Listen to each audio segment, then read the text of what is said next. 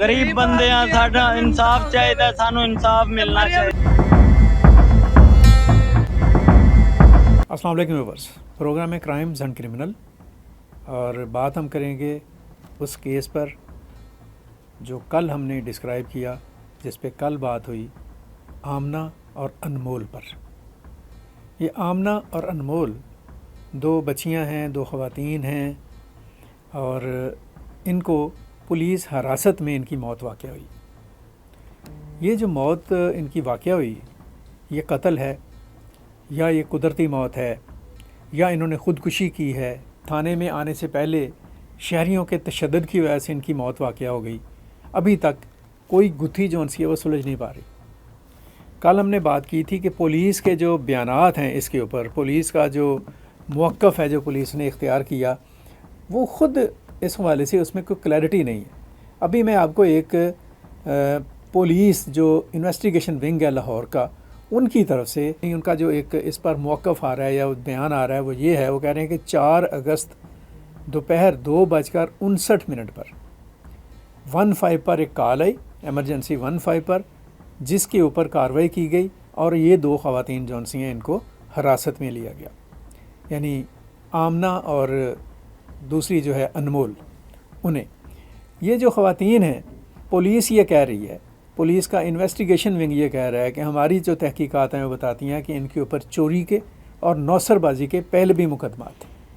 अब चोरी और नौसरबाजी के मुकदमात अब तो ज़ाहिर है कि सामने आ रहे हैं, लेकिन जहाँ तक मालूमात का तल्लुक़ है और अब तक जो चीज़ें अपडेट हुई हैं उनके मुताबिक तो ये जो दोनों हैं अनमोल और आमिना, इनके तो आईडी कार्ड ही नहीं थे, और अगर इनके आईडी कार्ड नहीं थे तो इनका जो ट्रैक रिकॉर्ड है या इनकी जो क्रिमिनल हिस्ट्री है वो कहाँ से आ गई और वो किस तरह से आ गई। पुलिस ने बहरहाल ये दोनों चीज़ें जौन सी हैं इनके ऊपर मुकदमात की जो तफसील है वो बयान की है। वो कहते हैं कि दोनों जो ख़वातीन हैं ये गुजरात और लाहौर में, इन दो इलाकों में पहले भी नौसरबाजी करती थी। अच्छा, मैं एक बार यहाँ पर बात बता दूँ कि इस तरह के वाक़यात होते हैं, आए रोज़ इस तरह का कोई ना कोई वाक़या आ जाता है कि नौसरबाजी हो रही होती है ख़वातीन के ज़रिए से। अभी एक वो हनी ट्रैप के ज़रिए से पता चला है कि ये जो अब्दुल्ला ताहिर कत्ल हुए हैं, उनका जो कत्ल है वो उसमें एक बहुत बड़ा, जिसे कह लें कि प्लान हनी ट्रैप ने उसको हेल्प आउट किया। ये बाद में बात अलग से करेंगे। तो ज़ाहिर है ये जो लोग हैं नौसरबाजी भी करते हैं, चोरी भी करते हैं, डकैती भी करते हैं, धोखाधड़ी भी करते हैं, नौसरबाजी के ज़रिए बहुत सारी संगीन वारदातें होती हैं। लेकिन अगर इस तरह की चीज़ थी तो पुलिस का बहरहाल ज़िम्मेदारी यही बनती है कि उसको बड़े अपराइट तरीके से with ground realities and facts and figure evidence के साथ इस किस्म की बात को वो सामने लेकर आती। अब अगर बाद में ये बात कही जा रही है और एक चीज़ हो गई है, उस पर बहुत सारे बयानात आ चुके हैं पहले, तो उसके ऊपर ये एक नई बात जो है ये मामले को और मशकूक करेगी। गुजरात और लाहौर में इन पर नौसरबाजी के मुकदमात थे और ये मुतअद्दिद मुकदमात में मुलव्वस थी, तो आईडी कार्ड के बगैर किस तरह से इनका नाम आ गया उसमें। यही वजह है कि जब पुलिस ने इनको एफआईआर दी इनके घर वालों को और वो घर अपने लेकर गई ख़वातीन, तो पता चला कि उस एफआईआर पर इन ख़वातीन का नाम ही नहीं था। तो ये एक जो सूरत हाल है ना, ये बड़ी अजीब व गरीब है। बहरहाल वो कह रहा है कि टाउनशिप से एक शहरी हैं ज़ीशान लतीफ़, जिनका कल भी हमने जिक्र किया, उनकी दरख्वास्त पर इन ख़वातीन के ख़िलाफ़ नौसरबाजी का मुकदमा दर्ज हुआ 1476/26। ये 1476/36 का जो नौसरबाजी का मुकदमा है, हम यहाँ पे एक फुटेज भी चला रहे हैं, ये भी गालबन ये भी प्रोवाइडेड फुटेज है, जिसमें ये औरतें जौन सी हैं शायद वो उस घर की खातून से बात कर रही हैं, कोई पानी वानी पीने की बात कर रही हैं और उस दौरान कोई वारदात हुई है। इसी तरह से उन्होंने कहा कि टाउनशिप में दर्ज साबका मुकदमा नंबर 1423/26 के मुद्दईयान ने भी नौसरबाज ख़वातीन की शनाख्त की इनकी और 15 पर कॉल की। मतलब उनका ये था कि ये एक आदी मुजरम थी, नौसरबाजी करती थी, धोखाधड़ी करती थी, चोरी कर लेती थी, फ्रॉड करती थी, इस किस्म के मुकदमात में ये मुलव्वस थी।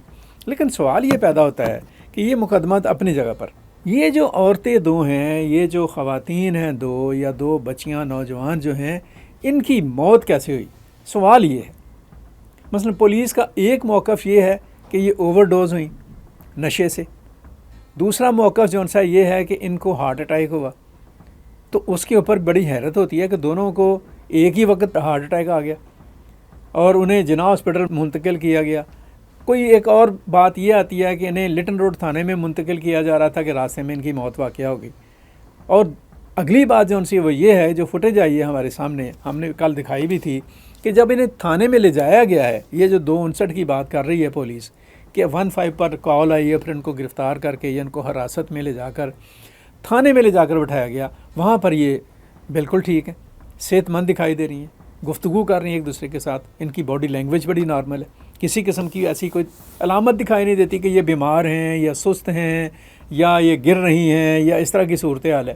یہ یکدم ہارٹ اٹیک یا پھر اس طرح کی بات کہ انہوں نے منشیات استعمال کی اور پھر اس میں اوور ڈوز ہو گئی، یہ باتیں ہضم ہونے والی نہیں ہیں. اب پولیس یہ بات کہہ رہی ہے، ایک تیسرا ورژن آیا ہے کہ ان کے اوپر مقدمات تھے چوری کے اور نوسر بازی کے، جبکہ پتہ یہ چل رہا ہے کہ ان کے پاس آئی ڈی کارڈ ہی نہیں تھے، اور اگر آئی ڈی کارڈ نہیں تھے تو پھر مقدمات کیسے درج ہو گئے، پھر ان کا ریکارڈ کہاں سے آ گیا. یہ اپنی جگہ پہ ایک کویسچن مارک ہے. سوال جو ہے وہ بنتا جا رہا ہے، نکلتا جا رہا ہے. اور یہ میں خدا نہ خواستہ، میرا بات کرنے کا مطلب یہ نہیں ہے کہ میں لاہور پولیس کو کوئی زبردستی ان کو ہم کسی کٹہرے میں کھڑا کرنے کے چکر میں، لیکن یہ 2 اموات ہوئی ہیں، 2 عورتیں، 2 خواتین مری ہیں. اور بدقسمتی یہ ہے کہ اسی دنوں میں ایک اور خاتون کے ساتھ زیادتی ہو گئی ہے. تو اس کو اس طرح سے اگنور نہیں کیا جا سکتا.